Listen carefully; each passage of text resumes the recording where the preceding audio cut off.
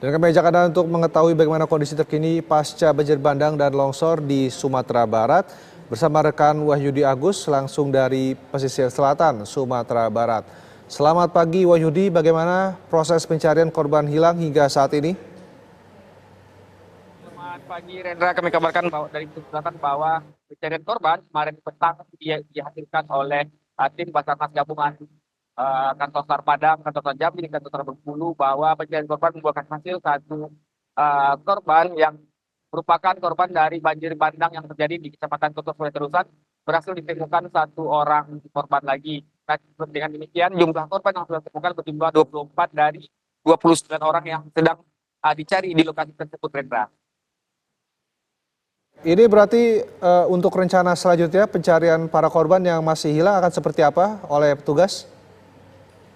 Ya, untuk pencarian korban yang ada di Kecamatan Koto Sungai Terusan maupun di lokasi kawasan Langgai di Kecamatan Sutra yang masih telah berjumlah 5 orang tersebut, hari ini merupakan hari ke-7. Nah, untuk keputusan dari tim SAR sendiri sesuai dengan protap mereka, pencarian korban dilakukan selama 7 hari dari hari kejadian, yaitu pada hari Kamis tanggal 7 Maret 2024. Mereka akan diputuskan hari ini oleh tim SAR gabungan.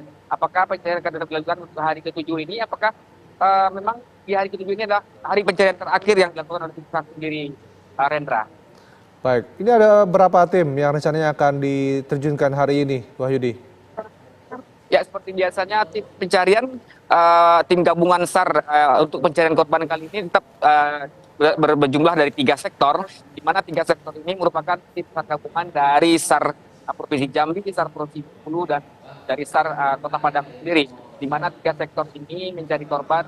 Yang pertama di sektor Langgai, Kecamatan Sutra, kemudian di sektor di Lupo, Kecamatan Bayang, dan sektor Kecamatan Koto Sungai Terusan. 3 sektor itu akan hari ini merupakan hari penentuan, di mana hari terakhir pencarian atau tetap dilanjutkan keesok harinya, Rendra. Baik, lalu bagaimana dengan kondisi di kota pesisir selatan? Ini pasca banjir bandang, apa aktivitas warga ini masih terganggu atau sudah berlangsung normal? Ya, sementara untuk di 19 kecamatan dan 15 kecamatan yang ada di Kabupaten Pesisir Selatan yang merupakan korban banjir bandang pada tanggal 7 Maret yang lalu, bahwa sebagian masyarakat yang berada di perkotaan yang di korban banjir masih sudah kembali pulih. Namun korban banjir yang berada di pelosok desa atau di pelosok nagari yang jaraknya sangat jauh dari pusat ibu kota masih sangat terganggu dengan artinya masih terdampak dengan banjir yang terjadi, karena mereka merasa kesulitan untuk melakukan aktivitas sehari-hari, di mana untuk jumlah rumah yang rusak berat ataupun rumah yang hanyut berjumlah puluhan rumah. Misalnya dalam satu kampung yang terdampak banjir, rumah yang hanyut bisa berjumlah 10-20 rumah, sehingga mereka semua terganggu aktivitasnya. Dan sebagian dari korban itu sudah mempunyai tenda-tenda darurat yang diberikan oleh Kementerian Sosial yang disalurkan melalui kantor-kantor camat mereka yang ada, Ren. Baik, ini akibat banyaknya rumah yang rusak akibat banjir bandang, bagaimana dengan warga yang mengungsi? Apakah masih banyak dan bagaimana dengan bantuan untuk mereka? Ya, sebagian besar bantuan memang sudah disampaikan kepada masyarakat, namun penyerahan bantuan tidak merata ke seluruh lokasi yang ada. Mengingat lokasi banjir bandang yang terjadi di banyak titik, setidaknya di pesisir selatan itu dapat 20 titik banjir yang terjadi pada hari Kamis yang lalu itu, sehingga pembagian bantuan agak terkendala dengan lokasi yang ada. Selain itu, bantuan juga berdatangan dari berbagai donatur, tidak saja dari pemerintah kabupaten setempat, sehingga masyarakat mungkin untuk selanjutnya berharap bantuan-bantuan berupa makanan cepat saji, karena mereka dalam kondisi berpuasa pada kali ini. Baik, kabar juga pemerintah daerah telah menetapkan status tanggap darurat, Wahyudi. Ini apa saja fokus penanganan dari Pemda saat ini?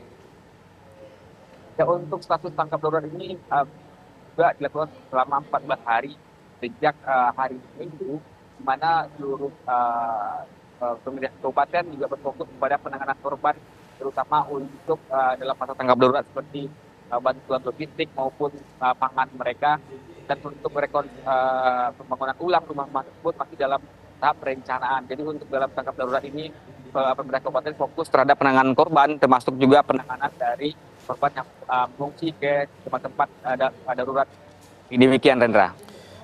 Baik, ini kan melalui mengenai korban hilang, apakah kemungkinan ada laporan lain dari warga mengenai jumlah korban tersebut akan bertambah, Wahyudi? Ya, kalau kita bicara untuk adanya penambahan korban kalau di Kecamatan Sutra atau tepatnya di kawasan Lagai, korban sudah pasti disampaikan oleh masyarakat sekitar bahwa berjumlah 10 orang.